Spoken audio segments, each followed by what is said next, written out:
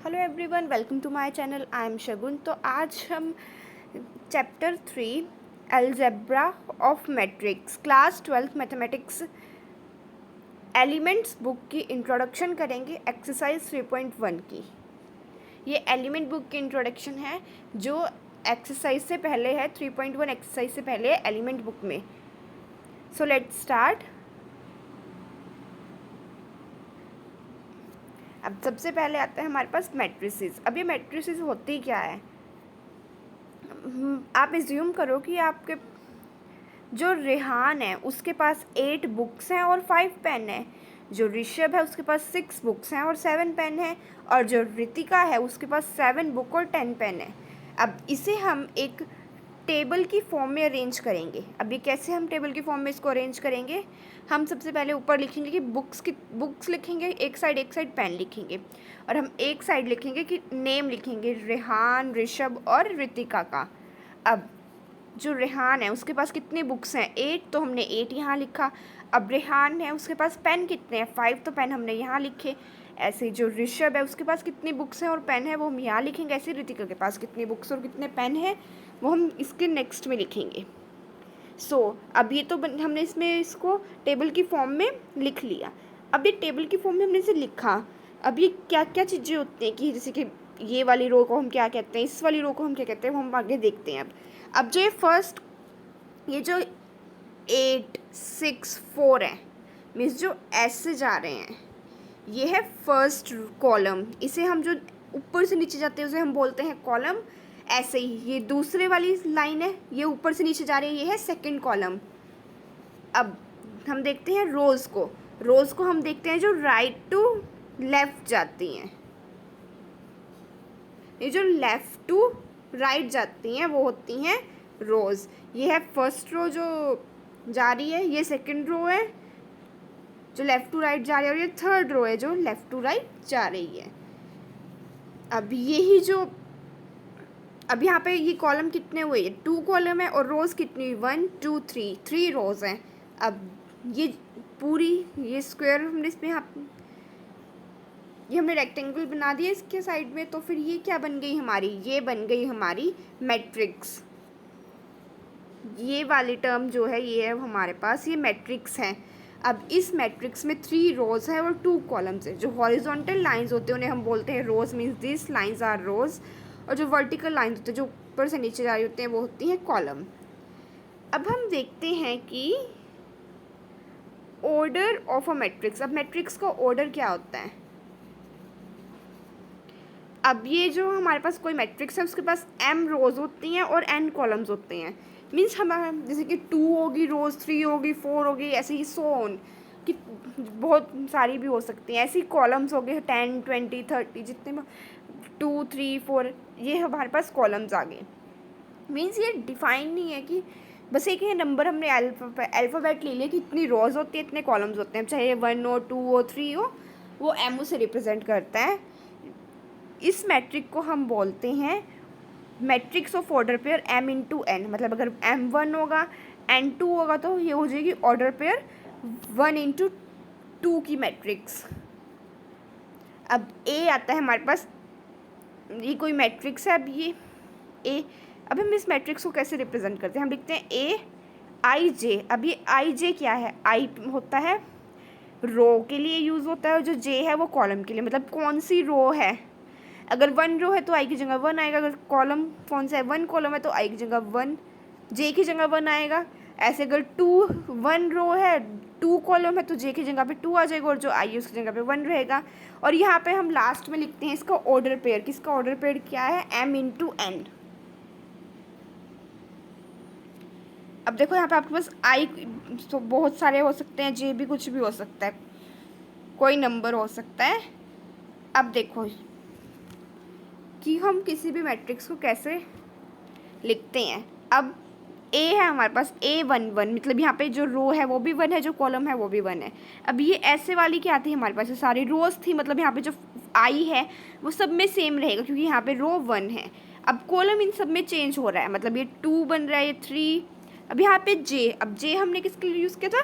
Column के लिए। सो यहाँ पे जो J है आपका वो आप सो ऑन, मतलब यहाँ पे आपके पास जे कुछ भी हो सकता है। अब हमने यहाँ तक 2 लिया, 3 4 5 6 7 8 9 10 कुछ भी हो सकता है। अब यहाँ पे लास्ट में हमने एम लिखा।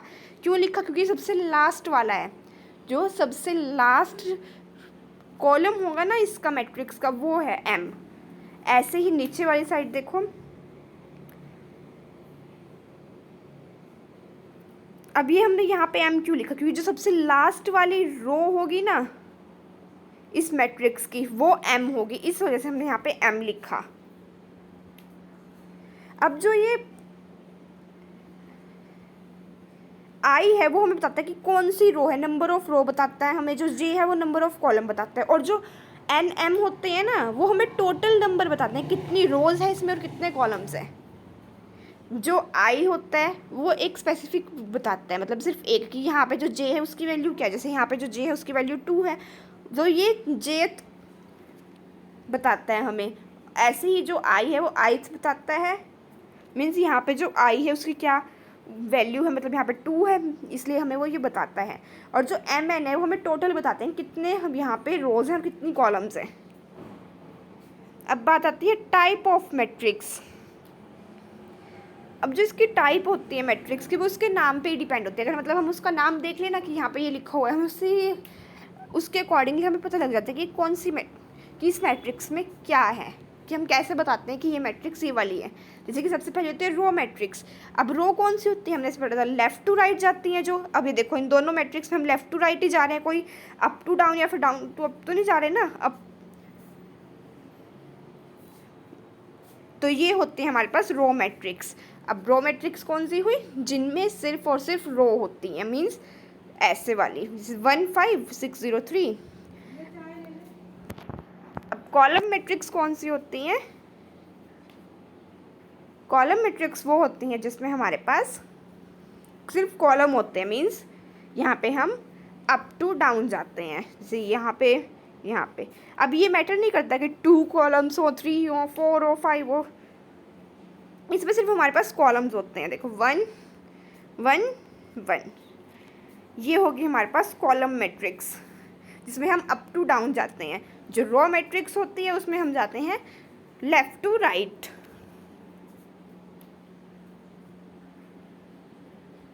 अब बात आती है रेक्टेंगुलर मैट्रिक्स की। अब रेक्टेंगल का क्या मतलब होता है? इसमें जो साइड वाली जो होती हैं, मतलब साइड वाली लाइंस होती हैं वो सेम होती है, और अप डाउन वाली लाइन होती है वो सेम होती हैं। बाकी इसमें जो मतलब चारों लाइंस नहीं सेम होती इसमें। ऐसे ही रो मैट्रिक्स होती है, इसमें देखो अप डाउन ये दोनों सेम है, ये लेफ़्ट और राइट वाली सेम है, लेकिन ये सारी सेम नहीं है। तो ये होती है रेक्टेंगुलर मैट्रिक्स। इसमें एम और N means number of rows और नंबर ऑफ कॉलम सेम नहीं होते। अब स्क्वायर मैट्रिक्स। अब स्क्वायर में क्या होता है? चारों साइड इक्वल होती हैं। अब स्क्वायर मैट्रिक्स में भी यही होगा, इसमें भी 1 2, ये देखो ये पूरा एक स्क्वायर बना रहे हैं, मतलब यहाँ पे 2 इस साइड से देखें 2 है, इस साइड से भी 2 है, इस साइड से भी 2 है, इस साइड से भी 2 है। ऐसे इसमें इस साइड से 3 है, इस साइड से भी, इस साइड से भी और इस साइड से भी। तो यही होती है हमारी स्क्वायर मैट्रिक्स। अब बात आती है डायगोनल मैट्रिक्स की। डायगोनल मैट्रिक्स में हम डायगनली देखते हैं, मीन्स ऐसे देखते हैं। अब डायगोनल मैट्रिक्स वो होती है जिसमें सिर्फ डायगोनल के हमारे पास एलिमेंट्स हो, जैसे कि 2 7, बाकी सारे 0। इसमें भी डायगोनल के एलिमेंट हो 2 5 3 5 1, बाकी सब 0 हों। ये होती है डायगोनल मैट्रिक्स। इसे हम रिप्रेजेंट करते हैं ए डायगोनल 2 7 और बी, ये वाली मैट्रिक्स हम लिखेंगे डायगोनल 3 5 1, बाकी सारे इसके जो ऊपर नीचे वाले होते हैं वो 0 होते हैं। अब बात आती है स्केलर मैट्रिक्स की। स्केलर मैट्रिक्स क्या होता है? जिसमें हमारे पास डायगोनल वाली लाइंस सेम होती हैं और बाकी सारी 0, मीन्स जैसे ये हमारे पास सेम है, भी ऊपर नीचे वाली 0, जैसे ये भी हमारे पास सेम है 5 5 5, डायगोनल हमारे पास सेम है और बाकी सब हमारे पास 0 है। ये होती है हमारे पास स्केलर मैट्रिक्स।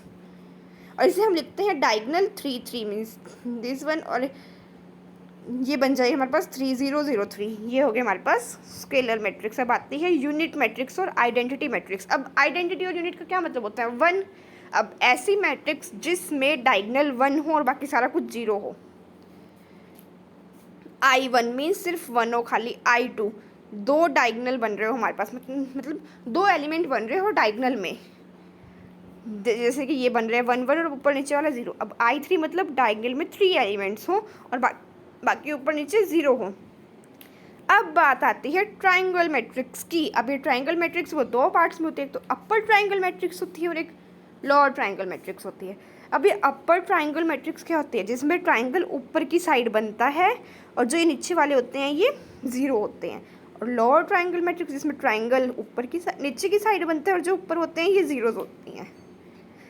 अब बात आती है ज़ीरो मैट्रिक्स, जिसमें सारे एलिमेंट्स ज़ीरो हों, वो होती है ज़ीरो मैट्रिक्स। जैसे कि यहाँ पे भी ज़ीरो ज़ीरो ज़ीरो, यहाँ पे भी सब में ज़ीरो है, ये हो गई आपकी ज़ीरो मैट्रिक्स।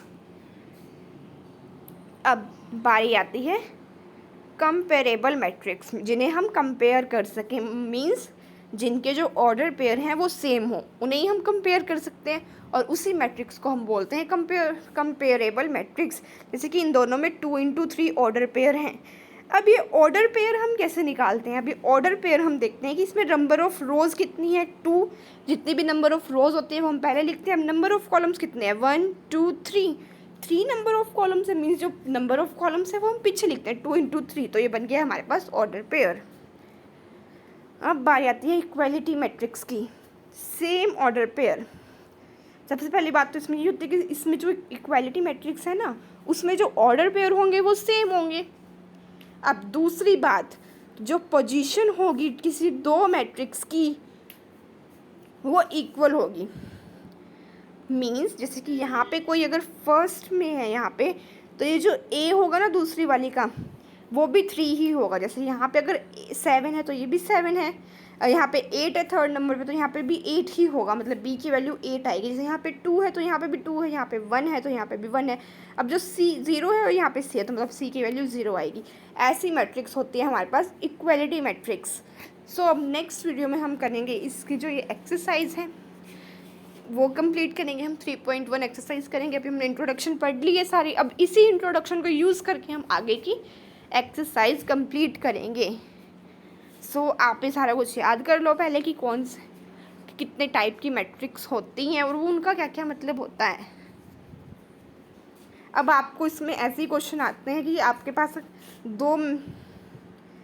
दो इक्वल मैट्रिक्स गिवन होती है, आपको कुछ इसमें अल्फ़ाबेट दे देगा लिख के कि आप इसकी वैल्यू बताओ, तो आपको इनको कंपेयर करके उसकी आगे वैल्यू बतानी होती है। सो हम ये सब कुछ इससे अगली वीडियो में करेंगे।